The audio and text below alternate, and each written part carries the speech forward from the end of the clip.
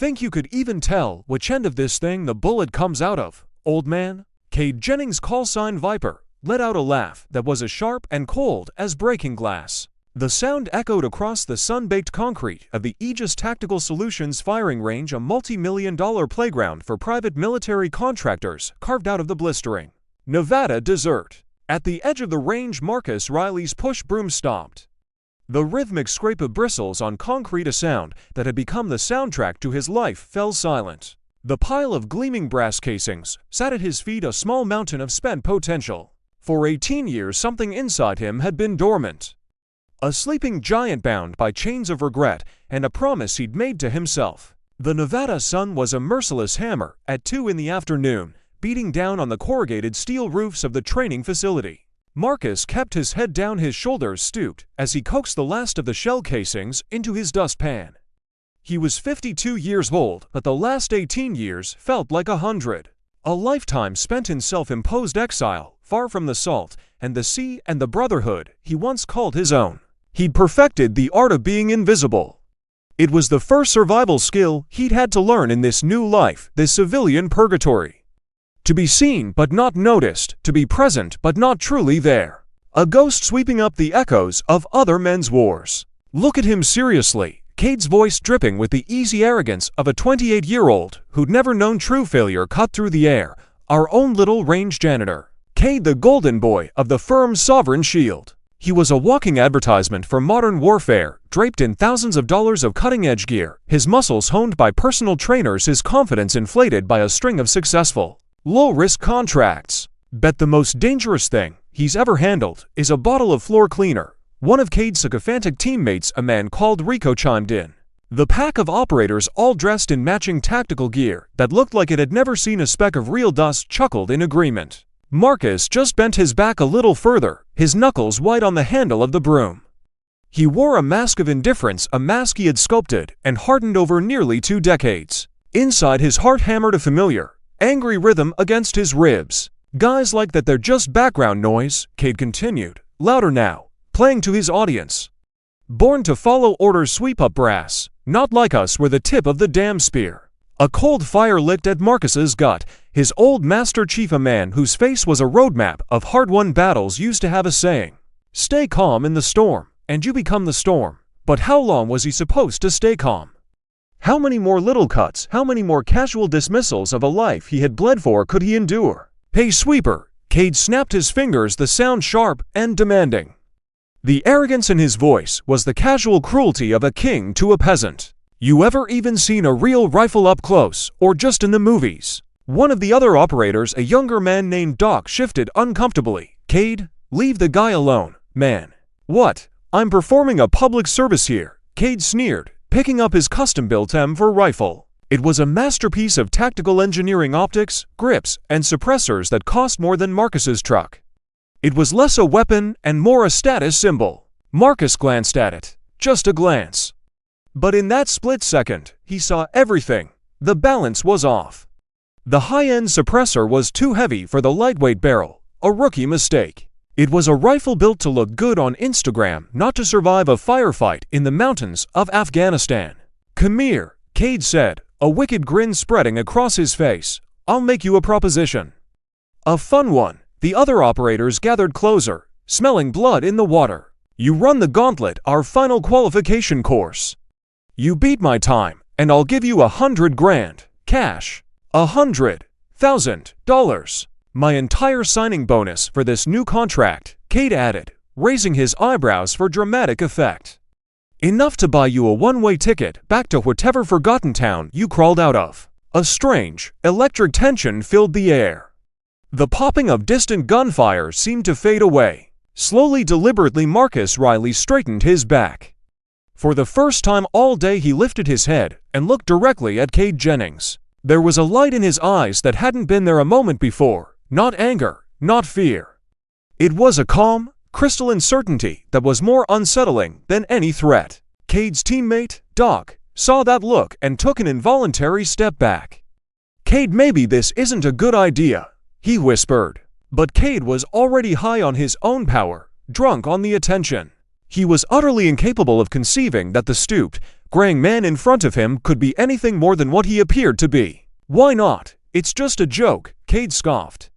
He's not gonna take it. Guys like him, they just keep their heads down and say yes, sir, right? He gestured toward the massive, state-of-the-art kill house at the far end of the facility. So what do you say? 100 Gs. You don't even have to be perfect. You just have to be faster than me. Marcus carefully placed his broom against the wall. He wiped his calloused hands on his faded work pants. His hands were steady, rock steady.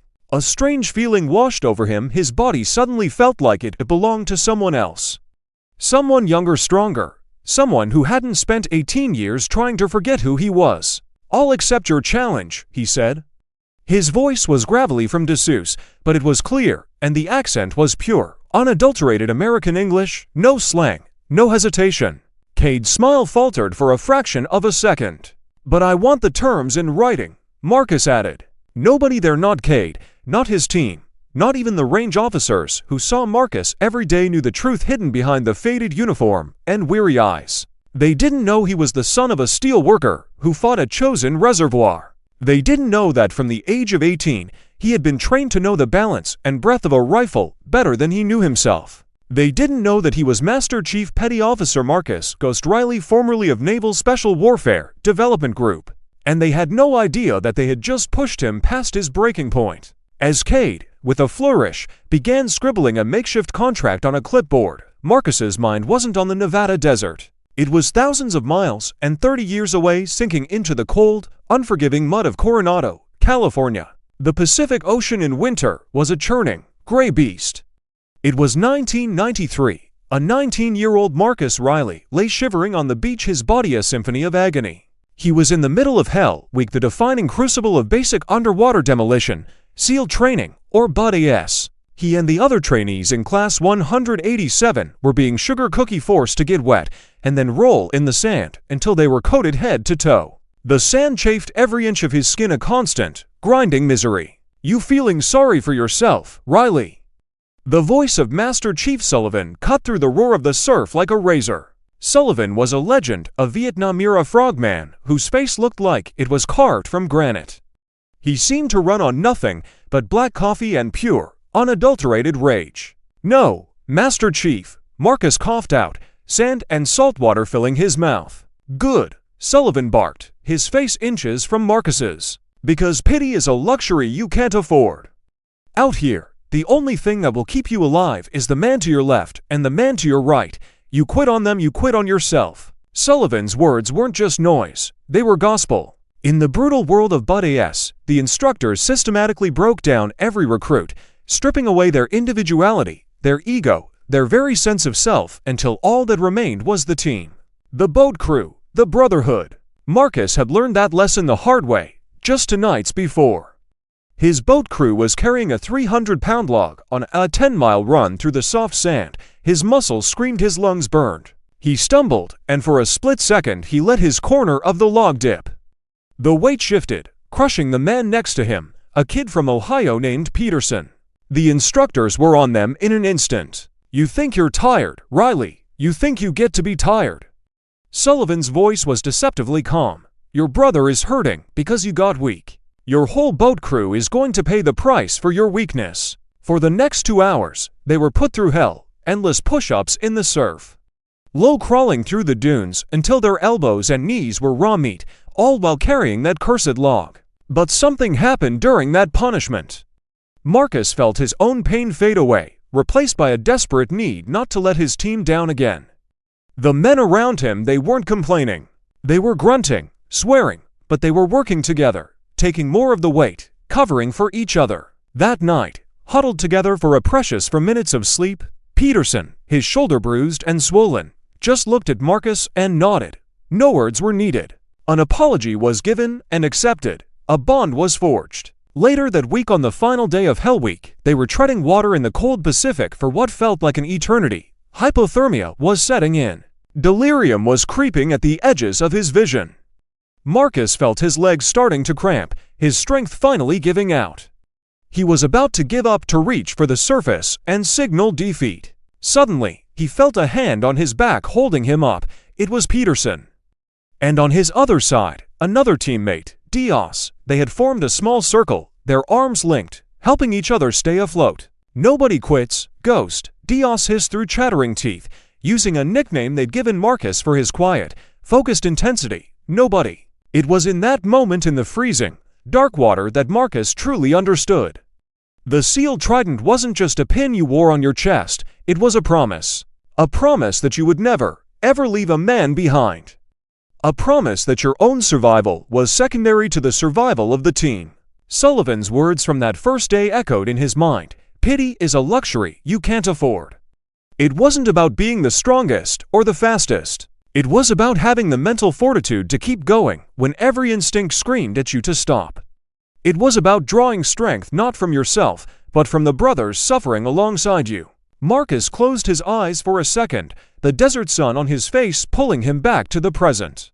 He could still feel the phantom chill of that ocean, still hear the roar of the surf. Kade Jennings was scribbling his arrogant signature on the bottom of the clipboard.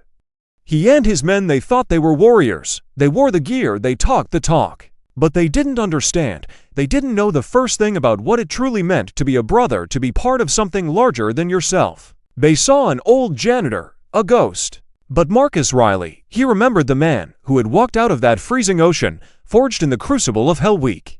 And he knew that man was still in there. The transition from the salt-sprayed beaches of Coronado to the halls of a suburban high school in Virginia was a culture shock that hit Marcus like a physical blow. His father, a career Navy man, had been reassigned to the Pentagon. For Marcus, this move meant leaving behind the only world he'd ever known, the rigid, predictable life of a military base, for the chaotic, alien landscape of civilian life. It was 1987. He was 16. "Why don't you try to fit in, Mark?" his mother would ask, her voice laced with a gentle frustration. She wanted him to wear the trendy jeans, to go to the mall, to talk on the phone for hours about nothing.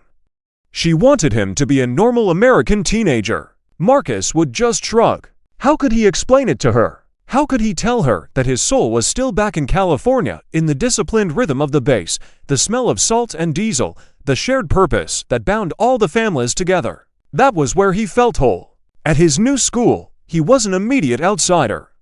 He was the military brat, too quiet, too serious, too disciplined. At first, the other kids were curious. "Whoa, you've lived in, like, 5 different countries. Is it true you have to salute your dad? Your hair is so short." Marcus knew these questions, though seemingly innocent, carried an unspoken message: you are not one of us. The constant stares in the hallway, the whispers he wasn't meant to hear, the casual cliques that formed and reformed around him, it all pushed him further into himself. One day, in history class, the teacher, a well-meaning but naive man, was discussing the concept of patriotism. He stopped in front of Marcus's desk. "Marcus, your father is in the Navy, correct?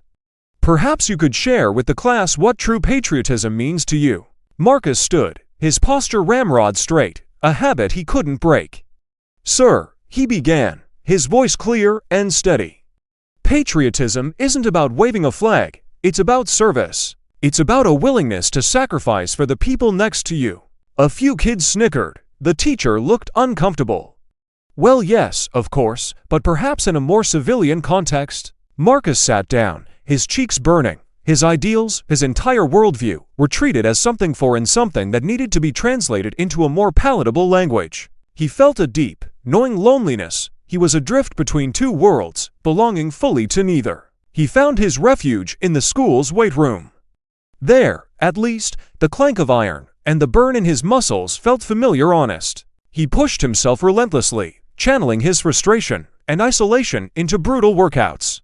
He wasn't just building his body, he was forging armor. One Saturday, wandering aimlessly through town, a flyer taped to a telephone pole caught his eye. "Ranger Challenge Tactical Obstacle Course." All welcome. His heart gave a familiar jolt. It was a pale imitation of the military courses he'd seen his father's men run, but it was something. He lied to his parents, saying he was going to a study group, and scraped together the entry fee.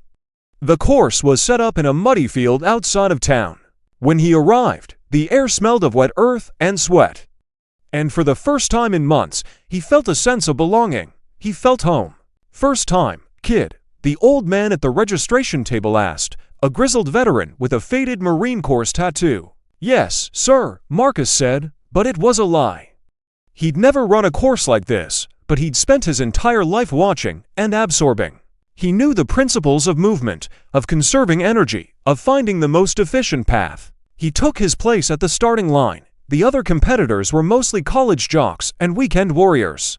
They looked at his lean frame and laughed. The starting gun fired, Marcus moved. He didn't sprint. He ran with a steady, ground-eating pace. He scaled the cargo net with practiced efficiency, vaulted the walls with minimal effort, and low-crawled under the barbed wire as if he'd been born in the mud. He remembered his father's words, "Efficiency is speed. Don't waste a single movement." He finished third. The two men who beat him were active-duty Army Rangers who ran the course every year. "Not bad, kid," one of the Rangers said, clapping him on the shoulder as he gasped for breath at the finish line. "You got the heart for it. You ever think about serving?" "It's all I've ever thought about, sir," Marcus replied. From that day on, the course became his sanctuary.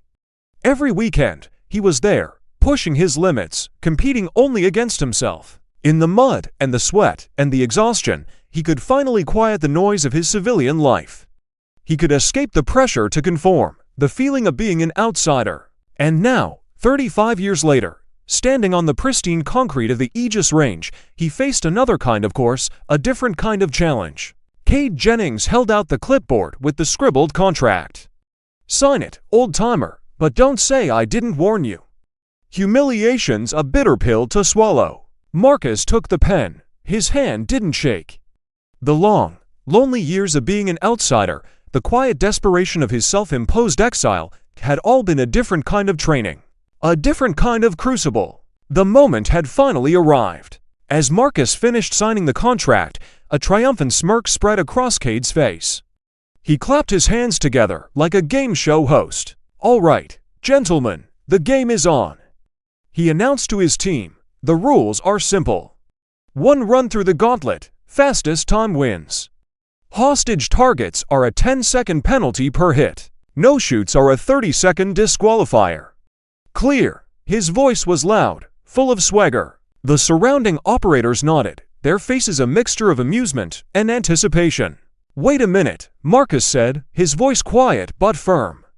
It cut through Kade's bluster like a knife. "The contract isn't clear on the equipment." Kade let out an exasperated sigh. "What's not to get? You use a rifle, you shoot the targets. Even a janitor can understand that, right?" A flicker of ice appeared in Marcus's eyes. "My name is Marcus," he said evenly. "And for a fair competition, the conditions need to be specified. Your weapon is a custom build. I'll be using standard issue. That's a significant variable." His diction was precise, every word chosen with care. A few of Kade's team members exchanged surprised glances. They had assumed, from his silence and his job, that he was uneducated. Doc, the team's medic, shifted his weight. "Kade, the guy has a point. Maybe we should just call this off." "What are you talking about?" Kade shot back, his voice rising. "I signed the contract. A deal's a deal. Besides, this is educational. I'm teaching our friend Marcus here a lesson about biting off more than he can chew." At that moment, a new figure approached. He was a man in his late 60s, with a quiet authority that required no shouting. He wore a simple polo shirt and cargo pants, but his posture was military straight. This was Colonel Jackson, the retired Special Forces officer who owned and operated Aegis Tactical Solutions. He had been observing from his office window. "Jennings," Jackson's voice was calm, but carried an unmistakable edge of command. "What's all this commotion?" "Just a little friendly competition, Colonel," Kade said, his tone instantly more respectful. "The new guy here wants to test his mettle against the pros." Jackson's gaze fell on Marcus. He had hired Marcus a few months ago, impressed by his quiet work ethic and the haunted look in his eyes that he recognized from his own time in the service. "Reilly, are you sure about this? You don't have to prove anything to these hotshots." Marcus met the colonel's eyes. "I'm sure, sir. Some things you just have to see through to the end." Kade, eager to reassert his dominance, held up his M4. "Check this thing out, Colonel. Tier 1 everything. 5 grand in optics alone. Bet our boy Marcus here couldn't even afford the magazine." Marcus studied the weapon again. "It's an impressive piece of equipment," he said, his voice neutral. But in a real fight, complexity can be a liability. Too many points of failure. Kade's face flushed with anger. What the hell would you know about a real fight? The crowd was growing now. Other contractors, range staff, and trainees had heard the commotion and were gathering to watch. Phones were already out, recording. The spectacle was too good to pass up. An arrogant PMC operator versus the quiet, old janitor. Kade soaked it in, his ego swelling with every new spectator. He raised his voice, ensuring everyone could hear. All right, everyone, you're in for a treat today. You're about to see how a real American operator gets the job done. A few scattered whoops and laughs came from the crowd. Marcus stood silently amidst the growing circus. In his mind, he was running through a mental checklist, 18 years of rust. 18 years of trying to bury the instincts that had once kept him and his brothers alive. The feel of the M4 in his hands, the specific recoil of the weapon, the muscle memory required for a magazine change under pressure, it was all coming back to him in a slow, steady flood. The ghosts of his past were stirring, not with malice, but with a grim sense of purpose. All right, enough talk, Kade said, striding towards the entrance of the gauntlet. Age before beauty. You're up first, old man. Marcus walked toward the preparation area. Colonel Jackson intercepted him, holding out a standard M for carbine and a plate carrier with 3 magazines. The rifle was scuffed and worn, the finish rubbed off in places. It was a service weapon, not a showpiece. It's a basic setup, Reilly, Jackson said, his voice low. Are you sure about this? Marcus took the rifle. The weight felt right. The cold, worn metal settled into his hands like a long-lost friend. 18 years melted away in an instant. His fingers found their old positions on the grip and forend without conscious thought. Kade was already joking with his team, his victory a foregone conclusion in his mind. So, steakhouse after this, my treat, on my new $100,000 bonus. Man, this isn't even a fair fight, Rico laughed. It's like putting a house cat in the ring with a tiger. Hey, don't be so sure, Doc muttered under his breath, watching Marcus. I've seen tigers get declawed before. Listening to their banter, Marcus took a slow, deep breath. He closed his eyes. Master Chief Sullivan's voice, a gravelly echo from 3 decades past, filled his mind. Reilly, a true warrior doesn't let the noise in. Clear your mind, control your breathing, focus only on the mission in front of you. Ready, Reilly? Colonel Jackson asked, his hand on the timer. Marcus opened his eyes. He nodded once. The laughter, the whispers, the arrogant boast of Kade Jennings, it all faded into a distant hum. His world narrowed to the dark doorway of the gauntlet, the rifle in his hands, and the 24 targets that lay waiting in the shadows. Timer starts on my mark, Jackson announced. Stand by mark. The buzzer shrieked, and for the first time in 18 years, the ghost was let out of his cage. Standing at the threshold of the gauntlet, Marcus's mind was a vortex, pulling him back to the dust and chaos of Kandahar Province, Afghanistan, 2004. He was Petty Officer First Class Reilly then, a seasoned operator on his 3rd deployment. His SEAL team was tasked with capturing a high-value Taliban commander hiding in a fortified compound. The intelligence was solid, but the mission was snake-bitten from the start. The helicopter insertion was rocky, and they took fire the moment their boots hit the ground. Contact front, their team leader, Lieutenant Morgan, yelled over the comms. The night erupted in a storm of muzzle flashes and the deafening crack of AK-47s.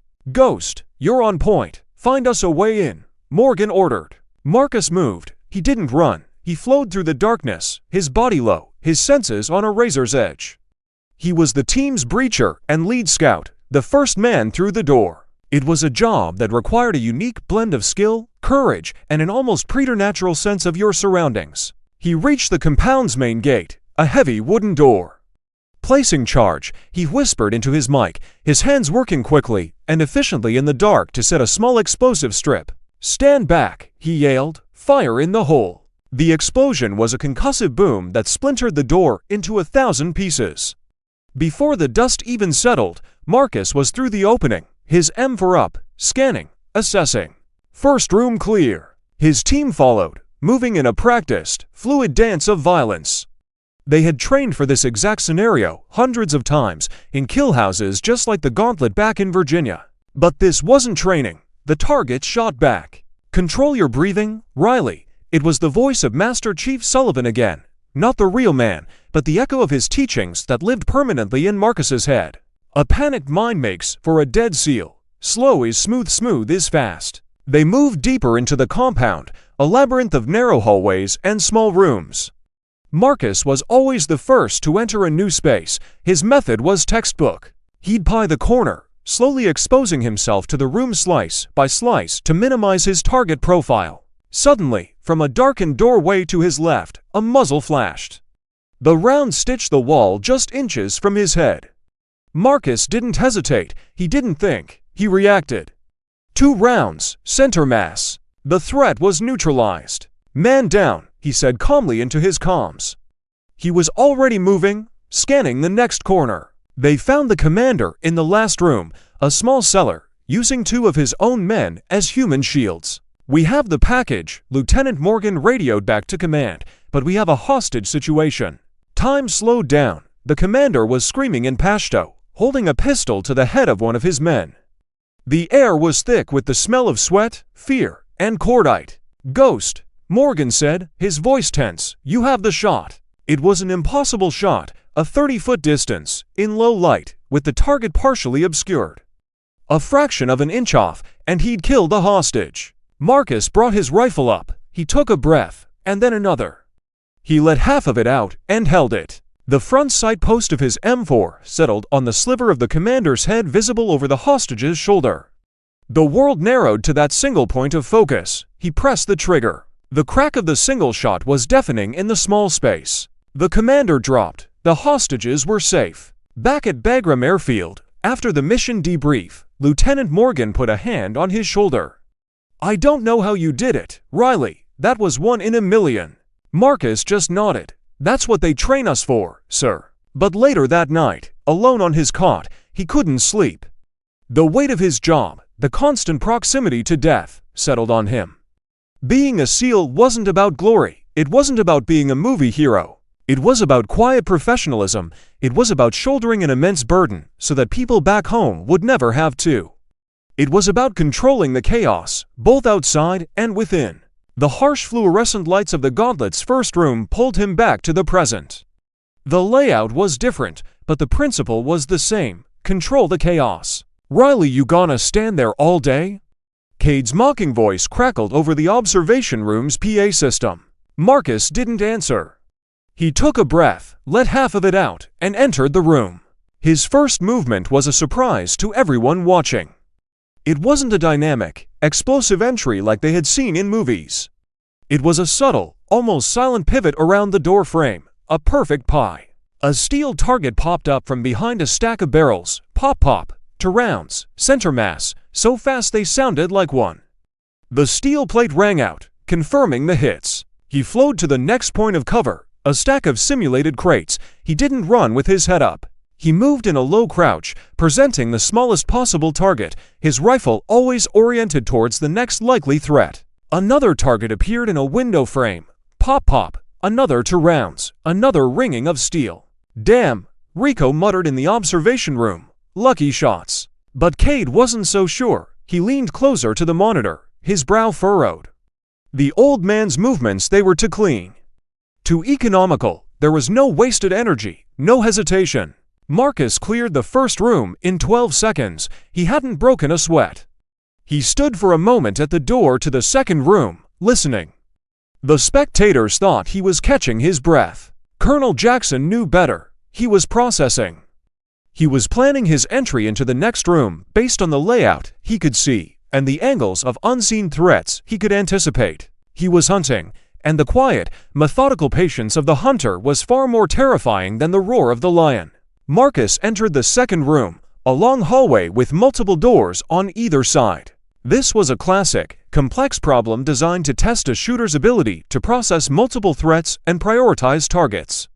For the average shooter, it was a recipe for panic. To the PMC operators watching on the monitors, it looked like a blur of controlled violence. Marcus moved down the center of the hall, a technique known as center axis relock, allowing him to engage targets on either side with minimal body movement. A target popped from a doorway on his left. Pop pop, neutralized. Simultaneously, another target appeared on his right. Before the first steel plate had stopped ringing, Marcus had transitioned, firing to more perfect shots. Pop pop. His split times are insane, Doc whispered, his eyes wide. Split time was the measure of time between shots. Marcus's were under a quarter of a second, the mark of a grandmother-level shooter. But it wasn't just the speed, it was the way he moved between the shots. He was a study in fluid dynamics, his feet never crossing, his center of gravity always low and stable. He seemed to glide over the concrete floor. In the observation room, the mood had shifted. The casual mockery was gone, replaced by a tense, focused silence. Kade's arms were crossed tightly over his chest, his jaw clenched. This wasn't a fluke, this wasn't luck, this was mastery. "Who the hell is this guy?" Rico asked, his voice barely a whisper. Colonel Jackson just watched, a slow, knowing smile beginning to form on his lips. He picked up his tablet and started typing in a name from a memory long since buried. Reilly, Marcus J. Master Chief Petty Officer, USN Ret. As Marcus reached the end of the hallway, a new challenge appeared. A no-shoot target, a silhouette of a civilian popped up directly in front of a threat target. This was a test of trigger discipline and identification. Firing too quickly would result in a hit on the hostage and a massive time penalty. Marcus's rifle was already coming up to fire when he registered the second target. In the space of a heartbeat, he stopped his trigger press, took a single, precise sidestep to his right to clear his line of sight, and then fired 2 rounds into the threat target behind it. The entire sequence took less than a second. "Did you see that?" Doc exclaimed. He processed that faster than the computer. Now, the halfway point of the gauntlet was in sight. It was the most infamous section, known as the Labyrinth, a series of interconnected, oddly shaped rooms with targets that could appear from any direction even from above. This section wasn't just about shooting, it was about three-dimensional awareness and the ability to think under extreme pressure. Marcus paused at the entrance, reloading his rifle with a motion that was both blindingly fast and incredibly smooth. He didn't look down at his hands, he didn't need to. His muscle memory was a deep, ingrained thing. He dropped the spent magazine and seated the new one in a single, fluid motion. Another flashback hit him, this one darker, colder. The mountains of the Hindu Kush, the jagged peaks were like teeth against a starless sky. The air was thin and bitingly cold. It was 2011. The final mission. His team was on a covert operation to rescue a CIA asset captured by a rogue warlord. The intel was bad. The situation on the ground was worse. They were walking into a well-laid trap. They were hopelessly outnumbered, pinned down on a narrow ridge by heavy machine gun fire. Their comms were being jammed. They were completely on their own. Their lieutenant, a young, inexperienced officer fresh from Annapolis, panicked. He gave a direct order, fall back to the exfil point. Now, that's an order. Marcus knew it was a death sentence. To retreat across the open ground would be suicide. The machine gun nest would cut them to ribbons. Their only chance was to assault the nest, to do the one thing the enemy would never expect. It was a violation of a direct order. It would be the end of his career. But it was the only way to save his men. He looked at the faces of his brothers, young men he had trained, men who trusted him with their lives. He thought of Master Chief Sullivan. He thought of Hell Week. You never, ever leave a man behind. He keyed his mic on their private team channel. "Belay that last order," he said, his voice a calm anchor in the storm of chaos. "Listen to me. We're going to take that nest. Diaz, you're on me. Peterson, lay down suppressive fire on my mark." He was making his choice. He was choosing his brothers over his career. Back in the Nevada desert, he blinked, the phantom cold of the mountains fading. He looked into the darkness of the labyrinth. He had made his choice then, and he was making another choice now. The choice to stop being a ghost, the choice to remember who he was. He took a breath and plunged into the darkness. The labyrinth was designed to disorient. The walls were angled, the lighting was sporadic, and the sound of his own gunshots echoed in a confusing cacophony. But for Marcus, the chaos was a familiar element. He had lived in it, thrived in it. He moved through the maze not with speed, but with a terrifying purpose. He checked every corner, scanned every ceiling panel, his rifle a natural extension of his will. The steel targets popped up and were dispatched with the same ruthless efficiency. Pop pop, Pop pop. Each pair of shots was a perfectly spaced, controlled burst. In the observation room, no one was speaking. The only sound was the hum of the monitors and the rhythmic ringing of steel plates from inside the kill house. Kade Jennings stood as if frozen, his face pale. The arrogant smirk was gone, replaced by a look of sheer, unadulterated disbelief. He wasn't just watching a janitor run a training course. He was watching a master at work, an artist painting a masterpiece of controlled violence. Colonel Jackson had found the file he was looking for on his tablet. An old, heavily redacted after-action report. The official story was that Master Chief Reilly had been dishonorably discharged for disobeying a direct order. But Jackson, with his high-level clearances, had access to the sealed addendum. The truth was that Marcus's decision to assault that machine gun nest had saved the lives of all 7 men in his squad. The lieutenant, whose flawed order would have gotten them all killed, was from a powerful political family. To avoid a scandal, the Navy needed a scapegoat. Marcus had volunteered. He took the fall, sacrificing his career and his honor to protect his men and the integrity of the teams. He was awarded the Navy Cross, the second highest honor for valor, in a secret, closed-door ceremony, and then quietly pushed out of the service. He had vanished, becoming a ghost, until now. Inside the gauntlet, Marcus reached the final room, the hostage scenario. 3 threat targets were positioned around to no-shoot targets. It was the most complex problem in the course, designed to force a shooter to move, identify, and engage in a split second. Marcus entered the room low and fast. He engaged the first target on his right. Pop pop. He transitioned to the far left target, firing 2 more rounds as he moved to a better angle. Pop pop. The final target was partially obscured by one of the hostage targets. It was the shot from Kandahar all over again. He didn't hesitate. He took a single, stabilizing breath.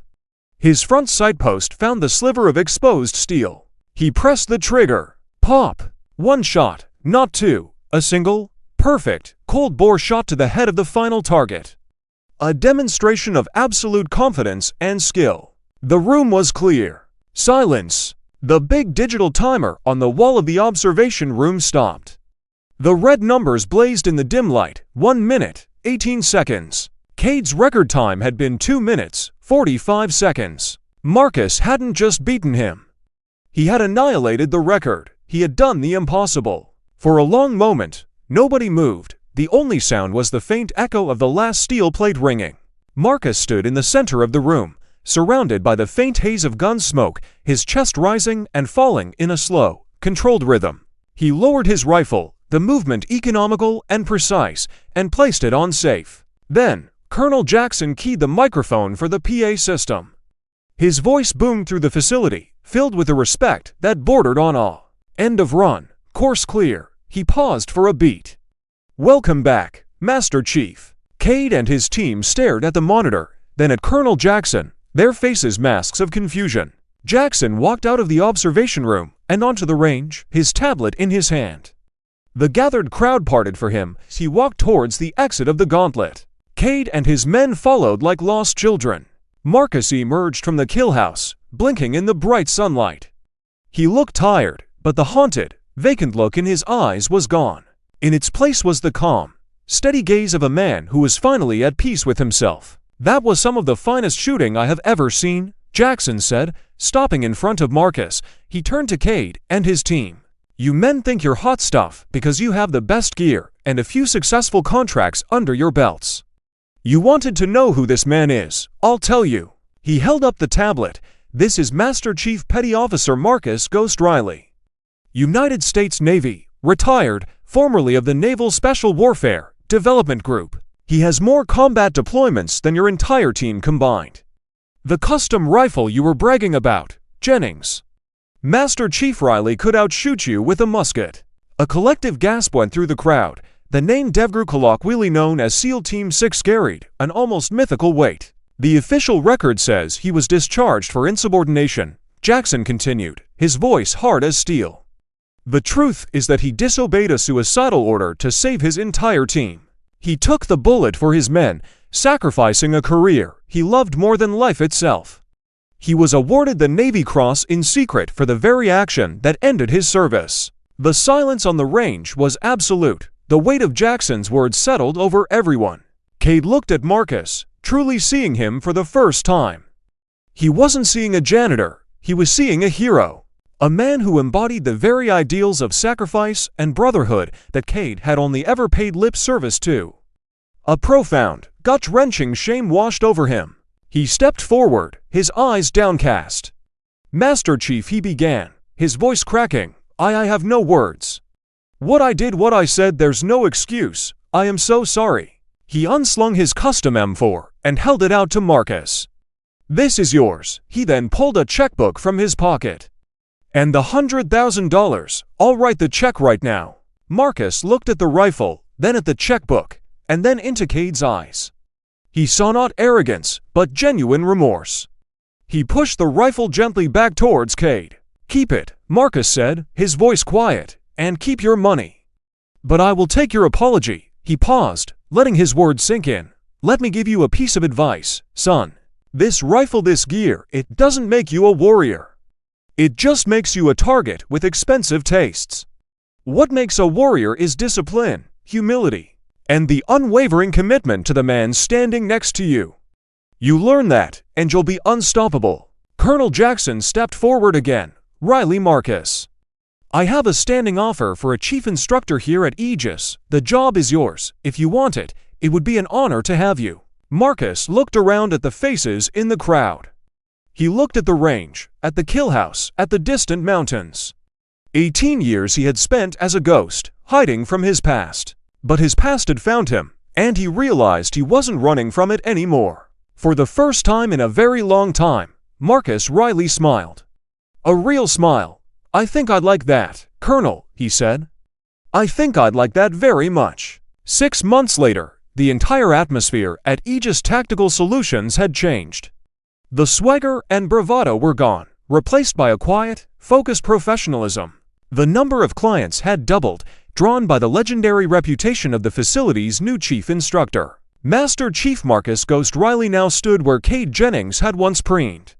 He wore a simple instructor's uniform, but he carried himself with an authority that was absolute. He was teaching the new group of recruits, a mix of young PMC operators, law enforcement officers, and even a few federal agents. "The weapon is just a tool," Marcus's voice echoed across the range, calm and steady. "It has no heart, no conscience. That comes from you. Your heart, your mind, your spirit, that is your true weapon. We are here to sharpen it." His top assistant instructor moved among the students, correcting their stances, offering quiet advice. It was Kade Jennings. The flashy call sign, Viper, was gone. He was just Kade now. He had turned down a lucrative overseas contract to stay and learn from Marcus. He was more disciplined, more humble, and a far better operator than he had ever been before. He had learned the lesson Marcus taught him that day, the lesson of humility. In the back of the class, a young female FBI agent was struggling with her grip. Marcus walked over, his movements still possessing that silent grace. "You're fighting the weapon," he said gently. "Don't try to crush it, respect it, guide it. Let it become a part of you." He adjusted her hand slightly. "Now, breathe. Remember what I taught you. Slow is smooth, smooth is fast." The agent took a breath, relaxed her grip, and fired a tight, 3-round group directly in the center of the target. A look of amazed satisfaction spread across her face. "Thank you, Master Chief." Later that day, after the training was done, Colonel Jackson found Marcus staring out at the desert sunset. "You've transformed this place, Marcus," Jackson said. "I didn't do anything," Marcus replied, his eyes on the horizon. "I just reminded them what's important, the mission, the team, and the honor in doing the job right." He had received letters from his old teammates, men whose lives he had saved, after his story inevitably leaked. They thanked him, told him they had never forgotten his sacrifice, and that they were proud to see him finally step back into the light. He had reconnected with a brotherhood he thought he had lost forever. The $100,000 he had refused from Kade had, with Kade's insistence, become the seed money for a new foundation Marcus started, the Ghost Initiative, a non-profit dedicated to helping veterans who had fallen through the cracks, men and women who, like him, had become ghosts in the country they had served. The story of the janitor who outshot the hotshot had become a legend in the tactical community. But for Marcus, it was never about the shooting. It was never about being the best. It was about rediscovering his purpose. It was about passing on the lessons forged in the freezing water of the Pacific and the fiery mountains of Afghanistan, the lessons of a lifetime of service. He had spent 18 years in the shadows, but he realized now that even a ghost can cast a long shadow, a shadow that could shelter and guide those who came after. He was no longer just a relic of a bygone era. He was a bridge to the future, a keeper of the flame. Pause. The story of Master Chief Reilly reminds us of something vital. True strength isn't always loud. True honor is often forged in quiet sacrifice. And our veterans, the men and women who have stood on the wall for us, carry stories and skills we can barely imagine. They deserve our respect, not just on holidays, but every single day. They are not ghosts, they are living legends walking among us. If Marcus's story moved you today, please hit that like button and subscribe to the channel. It tells us you want more content that honors these quiet heroes. And I want you to do one more thing. In the comments below, share a story about a veteran you know. A father, a grandmother, a friend, a neighbor. Let's fill the comments section with tributes to their service and their strength. Let's make sure their stories are never forgotten. Thank you for watching, and until next time, stay safe and be good to each other.